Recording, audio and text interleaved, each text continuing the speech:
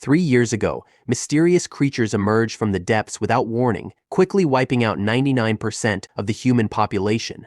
They called them Reapers, which normal bullets and grenades could only barely deter without killing them. The strange part is, the creatures stopped hunting at 8,000 feet, as if they realized something they should not cross. Therefore, the survivors simply live at that height, completely unmolested by the Reapers unless they cross the safe line. Now, in the Rocky Mountains of Colorado, a boy named Hunter descends the line to see the settlement on the other side of the mountain. There are no children his age in his neighborhood. He needs friends.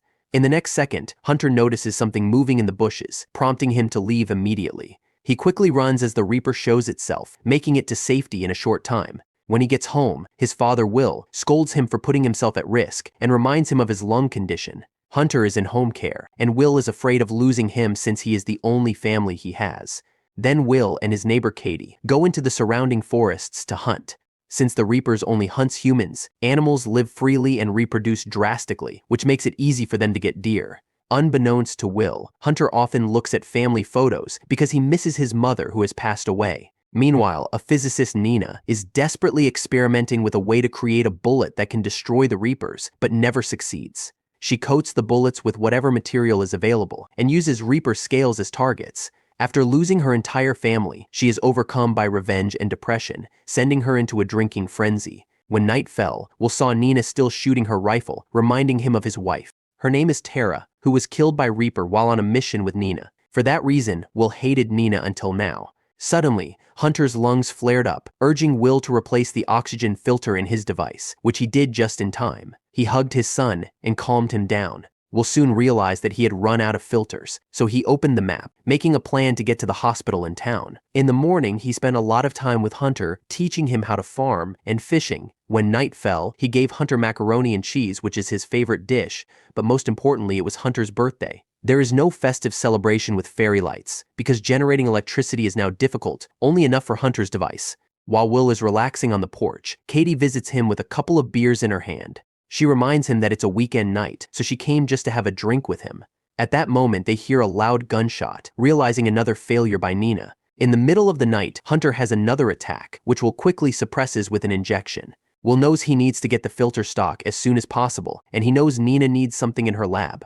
So, he immediately visits her, asking her to accompany him down the mountain to get the filter. They get into an argument as Nina doubts Will's plan to go through the mine, considering it a suicide mission. But Will has made up his mind, and besides, Nina owes him a lot for Tara, who died trying to protect her. After Will leaves, Nina sheds tears, remembering the moment when the Reaper took Tara's life. The next day, when Will is buying a rifle, Katie comes over and insists on joining his plan. She is Tara's best friend, and now she doesn't want to lose any more friends. However, Nina disagrees with Katie's involvement, doubting her tactical abilities. Unlike Nina, who has studied the Reapers for years after facing them directly, understanding how to at least stall the creatures so she can escape. After Will gave Hunter an explanation, the three discussed to make a plan. They intended to go to the ski area to use the chairlift to the top of the mountain across. Soon after, they start their journey with Will reprimanding Nina's annoying attitude. They check the situation below the safe line and use a modified compass as a Reaper detector. The Reapers generate a higher magnetic field than any other creature on Earth. However, Nina still doesn't understand why the Reapers stopped at an altitude of 8,000 feet. Reaching the pipeline area, they find several military car wrecks, from which they obtain ammunition, while Nina is busy examining the Reaper's scales. She annoys Katie, provoking the situation to conflict, but once again, Will manages to stop them. Upon arriving at the ski area, the compass detects the presence of the Reaper, prompting Katie to run alone, urging Will to quickly operate the lift machine. Katie tries to kill the Reaper with a grenade, but it doesn't work, prompting her to continue running.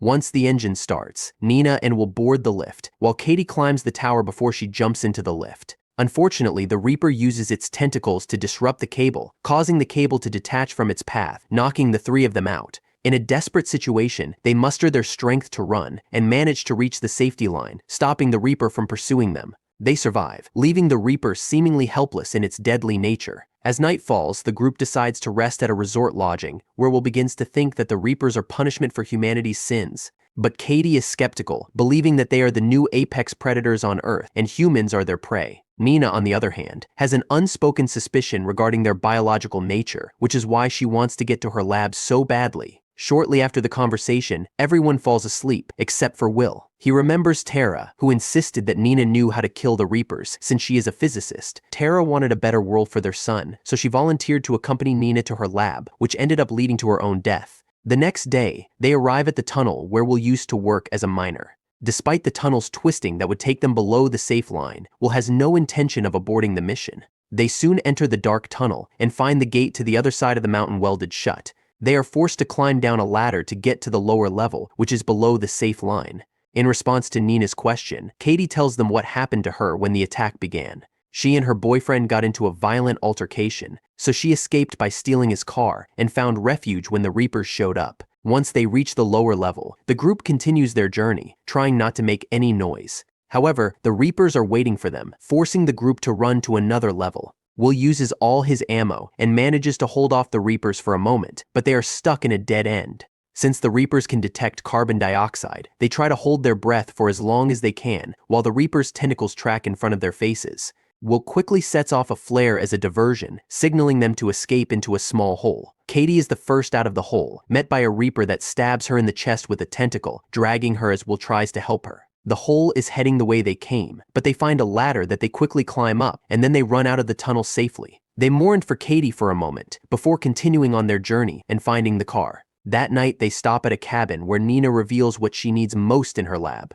It's Periclase. In her theory, the Reaper's scales are impenetrable because they are electrically charged. If a bullet bonded with Periclase hits them, it will destroy them. Still, Will doesn't believe her, thinking the magic bullet is a guess. The next morning, they drive through the town and safely arrive at the hospital. They carefully enter and begin looking for the filters, but Will has trouble finding them. In the operating room, Will finds a dozen of them and quickly packs them all up.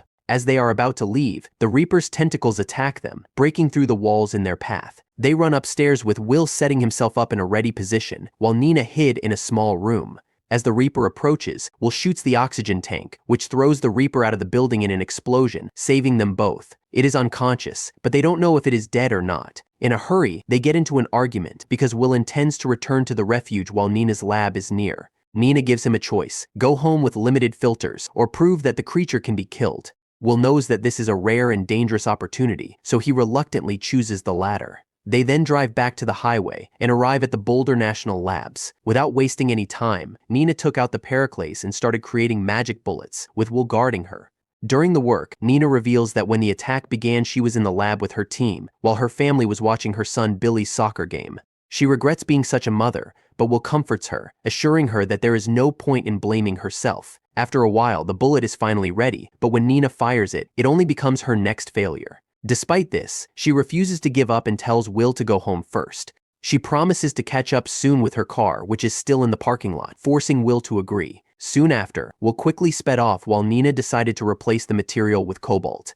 Just as the Reaper came to attack, she used the bullet to shoot it. Meanwhile, Will had an accident due to a broken wheel, causing the car to flip and roll over, leaving him unconscious. When he regains consciousness, he hears the Reapers coming, so he musters up his strength to get out of the car and run up the mountain. Just below the safe line, another Reaper appears blocking his way, forcing him to open fire, but to no avail. His life is in danger. In the next second, Nina appears and shoots one of those Reapers. She successfully creates a magic bullet. It only takes one bullet for an instant kill. They soon realize that the creatures are machines, but who programmed them and why they stopped at 8,000 feet remains a mystery. The two then return relieved to the refuge, where Hunter greets Will happily. He is proud that his father kept his promise to return. After all, the long-awaited day has finally come. Nina raises the pirate flag, signaling to the others that they have found a way to fight and win. The news quickly spreads to all parts of the United States, motivating everyone to coat their bullets with cobalt. The next day, Nina and Will pay their last respects to Katie, giving her a bullet, before they lead their group to hunt down and kill the Reapers. One night, while Nina and Will are looking up at the sky, they find 3 objects entering Earth's orbit. Like and subscribe if you enjoyed the recap. Thanks for watching, and see you in the next video.